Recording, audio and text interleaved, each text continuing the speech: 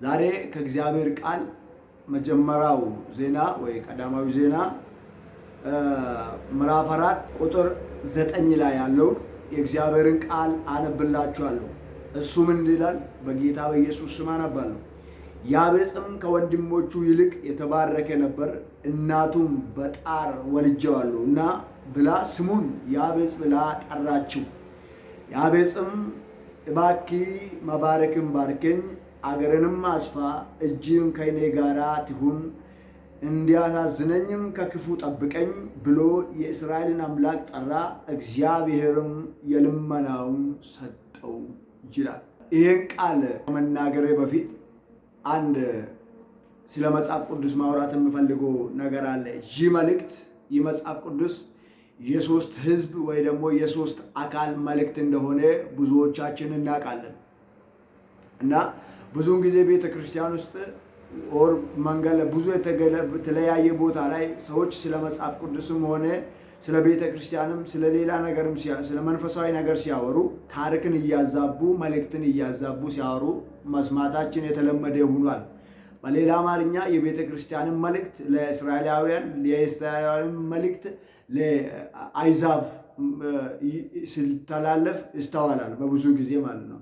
እነዚህ ሶስቱም አካል ወይ ደግሞ አይዛብም ቤተ ክርስቲያንም ሆነ እስራኤላውያን የራሳቸው ህግ አላቸው። እስራኤላውያን በሙሴ ህግ ይኖራሉ፣ ይተዳደራሉ፣ ይወጣሉ፣ ይገባሉ፣ ይሰማራሉ። ዛሬው ራሱ አይሁዳውያን የሙሴን ህግ በመጠበቅ የሚደርስባቸው አንዳች የለም። እንደዚሁ ደግሞ አይዛብ የሚባሉ ጌታ ኢየሱስ ክርስቶስን የማያውቁ ወይ ደግሞ ከእስራኤል ውጭ የሆኑ እግዚአብሔር ኪዳን ያልሰጣቸው ኤፌሶን ምዕራፍ 2 ላይ ያልተገረዙ ተብሎ በተገረዙ ሰዎች የሚሰደቡ ኪዳን የሌላቸው ማለት ነው። እነዚህ ደግሞ ህጋቸው ምንድን ነው ካላችሁ፣ ህጋቸው የህሊና ህግ አላቸው። የህሊና ህግ ማለት ምን ማለት ነው? የሆነ ነገር አይቶ ይሄ መልካም ነው፣ ይሄ ደግሞ መልካም አይደለም ብሎ በዛ ህግ ይተዳደራሉ። ከዛ ውጭ ሌላ የሚተዳደሩበት የሚጠይቃቸው ከተላለፉ የሚቀጡበት የሚጠይቃቸው ህግ የላቸው። እንደፈለጉ ነው የሚኖሩት። አይታችሁ ከሆነ ጌታ ኢየሱስ ክርስቶስን የገረፉት የሮማ ወታደሮች ኢየሱስን የገረፉት ያለ ህግ ነው። ያለ ህግ ነው ማለት ምን ማለት ነው?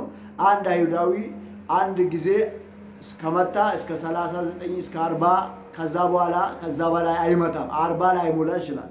እነዚህ ግን እስከሚደክሙ እጆቻቸው እስከሚዝል እንደዛው ደግሞ አቅማቸውን እስከሚያጡ ድረስ ተቀያይሮ ኢየሱስን ይገርፉ ነበር። እንዴት? ያለ ህግ ይገርፉት ነበር። ህግ አልነበራቸው። የሚቀጡት እስከሚደክሙ ነው። የሚኖሩትም እስከሚሞቱ ነው። ያው ህግ የላቸውም። ለምን እንደሚኖሩ ራሱ አያውቁም። ኖርማል ህይወት ነው የሚኖሩት። ሶስተኛ ደግሞ ቤተክርስቲያን ደግሞ የክርስቶስ ህግ ወይ ደግሞ የፍቅር ህግ ነው የሚመራት እና በፍቅር ነው የምትመላለሰው። ከነዚህ ሶስቱ አካል ውጪ መጽሐፍ ቅዱስ ውስጥ የሌላ አካል ታሪክ አታገኙም፣ የለምም። ስለሆነ ቤተክርስቲያን ማለት የክርስቶስ አካል የሆነችው ከአሕዛብም ከተለያዩ ስፍራ ተሰብስቦ በጌታ በኢየሱስ ክርስቶስ አምኖ የኢየሱስ ክርስቶስን ስራ ተቀብሎ ኢየሱስ ክርስቶስ ለኔ ሙቷል ብሎ ኢየሱስ ክርስቶስን የግል አዳኛቸው አድርጎ ተቀብሎ የዳኑት ማለት ነው። ኦር ኢየሱስ ራሳቸው የሆነው እነሱ የኢየሱስ ክርስቶስ አካል የሆኑ ማለት ነው። እኛ ማለት ነው። እሱ ደግሞ እነዚህ ሶስታቸው እንዳልኳቸው ህጋቸው ይህን ይመስላል። የነዚህ ሶስት ህግ ወይ ደግሞ የነዚህ ሶስት የህይወትን ስርዓት አዛብተው በተለያየ ስፍራ ሲሰበክና ሲነገር ሁላችንም እናውቃለን። ስለዚህ ወንድሞቼ ይሄ አሁን ባነበብኩላችሁ በእግዚአብሔር ቃል ውስጥ የተረዳው ትልቅ ነገር አለ። ይህ ምንድን ነው? የያቤጽ እናት በጨነቃት ጊዜ፣ ግራ በገባት ጊዜ፣ ጭንቅ ውስጥ ባለች ጊዜ ወንድ ልጅ ወልዳ ስሙን ጭንቅ ወይ ደግሞ መከራ፣ የመከራ ልጅ በመከራ ያገኘው ብላ ስሙን ሰየመችበት። ወይ ደግሞ የህይወቷን ነጸብራቅ በልጇ ላይ ሰየመች ማለት ነው። ልጁ ምንም አይመለከተው፣ ልጁ ምንም አያገባው። ምክንያቱም ልጁ ሊወለድ ብሎ አይደለም የተወለደው። ሁለተኛው ደግሞ መከራውንም ያመጣው በልጁ ስራ በልጁ ድርጊት አይደለም። በእናትዮ ስራ በእናትዮ ድርጊት የእናትዮ ውጤት ነው። ልጁም መከራውም የእናትዮ ውጤት ነው። ልጁ ምንም አያገባው። ግን እንዲህ ያለ ልጁ አየና የእናትዮ መከራ የእናትዮዋ ጭንቀት የልጁ ስሙ ነው ወጣ። መከራው የእናት ነው፣ ለልጁ ግን ምንድን ነው? ስም ነው። ህይወት እድል አይደለችም። ህይወት ምርጫ ነች። የትኛው ነው መኖር የምትፈልጉት? ኢየሱስ ክርስቶስ በመስቀል ላይ ፈጽሜያለሁ ያለው ነው ወይስ እግዚአብሔር በመላእክት አማካኝነት በምድረ በዳ ለእስራኤላውያን የሰጠውን ሕግና ትእዛዝን ነው? ኦር ደግሞ እንደ አሕዛብያን በሕሊና ሕግ መኖር ትፈልጋላችሁ? እንግዲያውስ አሁን እየኖራችሁ ያላችሁት ሕይወት የምርጫችሁ ውጤት እንጂ አጋጣሚ አይደለም። አያችሁ፣ ያበጽ አልፈልግም አለ። እኔ ይሄን ሕይወት ይሄን ኑሮ ይሄኛው መንገድ አልፈልግም። እግዚአብሔር ሆይ አለ መባረክም ባርከኝ፣ ከተማዬንም አስፋ፣ እጆች በእኔ ላይ ይሁኑ አለ። ኢየሱስ ክርስቶስ ለዘላለም ጌታ። ለምን ሲባል እኔን አይመለከተኝም። ምክንያቱም እኔን አይወክልም። ይሄ ህይወት፣ ይሄ ስም፣ ይሄ ታሪክ ከኔ ጋራ ይሄ የእናቴ ጉዳይ ነው። የእናቴ ታሪክ ነው። የእናቴ ስራ ነው። የእናቴ መልእክት እንጂ ይሄ የኔ መልእክት አይደለም። የእናቴ ህይወት፣ የእናቴ መልእክት ደግሞ ስሜው ነው። መቀጠል ስለሌለበት እኔ በመከራ እኔ በጭንቀት እኔ በስቃይ ውስጥ መመላለስ ስለማልፈልግ ስሜን ባርከው፣ ባርከኝ፣ ባርከኝ፣ ለውጠኝ፣ መባረክን ባርከኝ፣ በረከት በለኝ።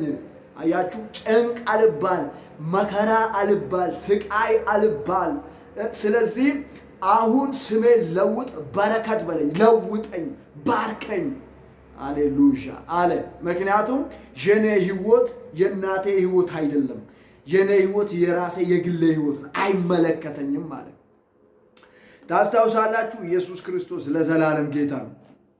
ኢየሱስ ክርስቶስ ዮሐንስ ምዕራፍ 19 ቁጥር 30 ላይ ሲናገር እንዲህ አለ። ኢየሱስም ሆምጣጤውን ከተቀበለ በኋላ ተፈጸመ አለ። ራሱንም አዘንብሎ ነፍሱን አሳልፎ ሰጠ ይላል። ራሱንም አዘንብሎ ነፍሱን አሳልፎ ሰጠ አለ። ምንድን ነው የተፈጸመው? ኢየሱስ የፈጸመው ነገር ምንድን ነው? ታስታውሳላችሁ። ብዙውን ጊዜ ሰዎች ቤተክርስቲያን ውስጥ ኢየሱስ ህጉን ለማጠንከር ነው መጣው፣ ህጉን ለማፍረስ አልመጣም፣ ህጉን መጠበቅ አለብን፣ ህጉ እንደዚህ መሆን አለበት፣ ህጉ እንደዚህ ነው ብሎ ሰዎች ስለ ህግ ወገባቸውን አስሮ ወገባቸውን ታጥቆ ሲከራከሩ ብዙውን ጊዜ እንሰማለን። አዎ መጠበቅ አለበት። ህጉን ኢየሱስ ለማፍረስ አልመጣም። ምን ለማድረግ ነው መጣው? ኢየሱስ ክርስቶስ ዮሐንስ 19:30 ላይ እንደምናገረው ተፈጸመ አለ። ምን አለ? ተፈጸመ። ቴሌዎስ ይላል የግሪክ ቃሉ። ቴሌዎስ ማለት ተፈጸመ አለ። ድምፁን ከፍ አድርጎ ቴሌዎስ ቴቴሌስታይ ብሎ ተናገረ ይላል። ይሄ ቃል በኖርማል እንደዚሁ የሚወራ አይነት ኖርማል ቃል አይደለም። ይሄ ቃል ኖርማል ቃል፣ አንድ ስራውን የፈጸመ አንድ የጨረሰ ሰው ነው። ቁጭ ብሎ ምን እያረክ ነው? ይሄን ነገር አላረክም ሲባል አዎ አሁን አሪፍ ያለው ምን እያረኩ ነው? ፈጽም ያለው። ስለዚህ ምንድን አሪፍ ያለው? ለዛ ነው ኢየሱስ ክርስቶስ ከሙታን ተነሳና በቀኝ ምን አለ? ቁጭ አለ አይደል? በመጽሐፍ ቅዱስ ሲናገር።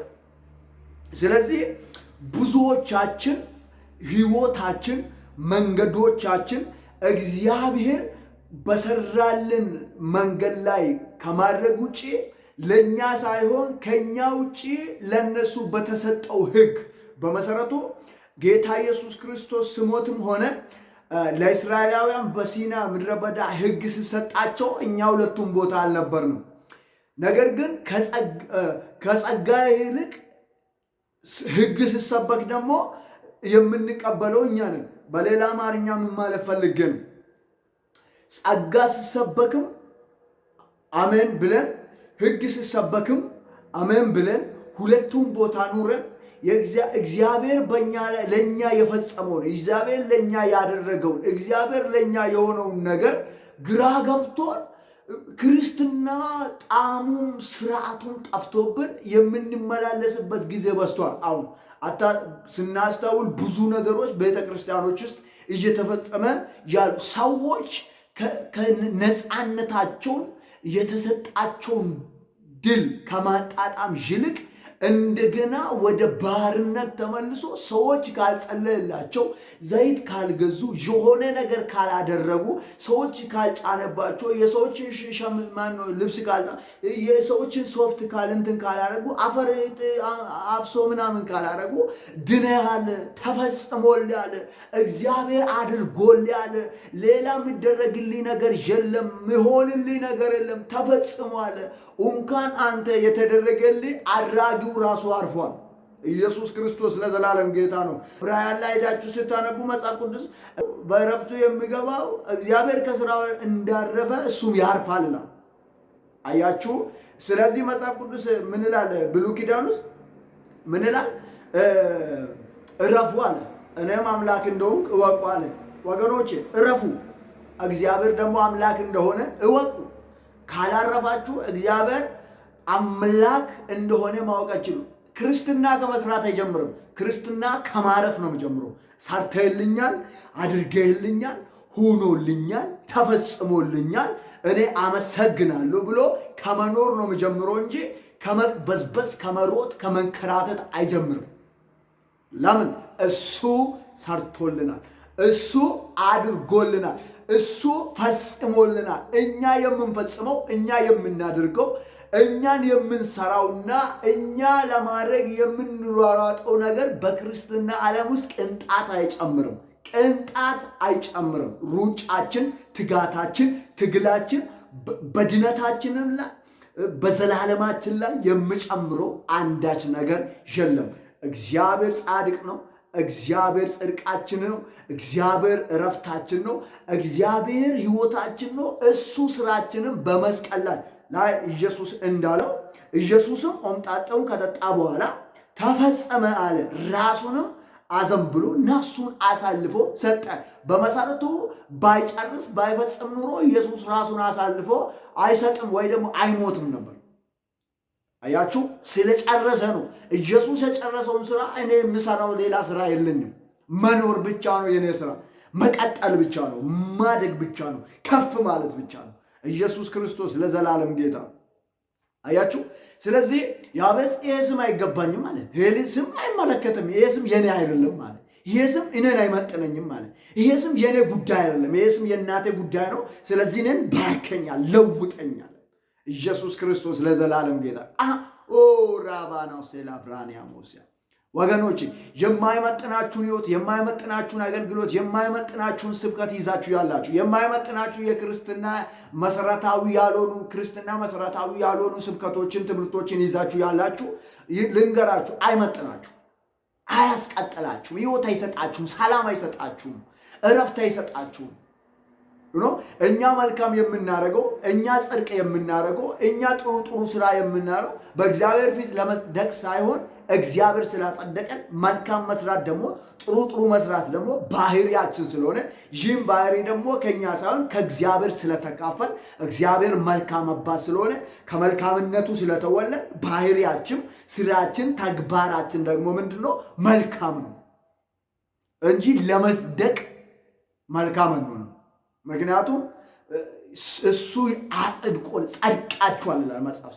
ጸድቃችኋል በያለውባ ትጸድቃላችኋል፣ ጸድቃችኋል፣ ድናችኋል ይላል። ትድናላችሁ አይደል? ድናችኋል። ኢየሱስ ክርስቶስ ለዘላለም ጌታ ነው። ስለዚህ ወገኖች ልላችሁ የምፈልገው ይሄ ነው።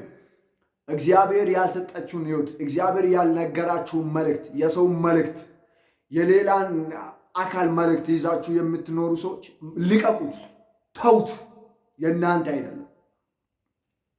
እስቲ በሙሴ በኩል በመላእክት በሙሴ በኩል የተሰጠውን ትእዛዝ ሲሰጥ በሲና የነበራችሁ ሰዎች አልነበራችሁ። ሁለተኛ ኢየሱስ በመስቀል ላይ ሲሞት የነበራችሁ ሰዎች ሁለቱንም ተሰብከን ነው አይደል ያመንነው? ሁለቱንም ተሰብከን ነው። ጻድቅ ያለ ሲባል የሚያንገፈግፍ ለምንድን ነው? ኃጢአተኛ ነህ ሲባል አሜን እያልክ ለምንድን ነው? ጻድቅ ያለ ተሰርቶልሃል ሲባል አሜን የማትለው ለምንድን ነው የማትቀበለው? አዎ የኔ ህይወት ነው ጽድቅ፣ የኔ ህይወት ተሰጥቶኛል፣ ተካፍያለሁ። ህይወት ክርስትና እኔ ከኢየሱስ ተካፍያለሁ። ምን ህይወት? ሰላም፣ መልካምነት፣ ቸርነት፣ በጎነት፣ ዘላለምን ህይወት ነው። አንዳንዱ እኮ ትወርሳለህ ትገባለህ እግዚአብሔር ውስጥ እንዴት ነህ ምናምን ሲል እግዚአብሔር ያውቃል እንዴ መጽሐፍ ነግሮናል እኮ በቃ እናንተ የእግዚአብሔር መንግስት አሁንም በእናንተ መካከል ናት። ኦልሬዲ የእግዚአብሔር ህይወት የእግዚአብሔር መንግስት ወርሰናል። የእግዚአብሔር መንግስት የዘላለም ህይወት ቀን አይደለም ዘመን አይደለም። የዘላለም ህይወት ኢየሱስ ነው። መጽሐፍ ሲናገር ምን ይላል? ዮሐንስ 17 ላይ 17:3 እውነተኛ አምላክን ብቻ የሆነውን አንተን የላከውንም ኢየሱስ ክርስቶስን ያውቁ ዘንድ ይቺ የዘላለም ህይወት ናት። የዘላለም ህይወት ምንድን ነው? ኢየሱስን ማወቅ ነው። የዘላለም ህይወት ኢየሱስን ማወቅ ነው። ዮሐንስ 17:3 ላይ የዘላለም ህይወት ኢየሱስን ማወቅ ነው። ኢየሱስን የማያውቅ ሰው የዘላለም ህይወት የለው። እረፍ።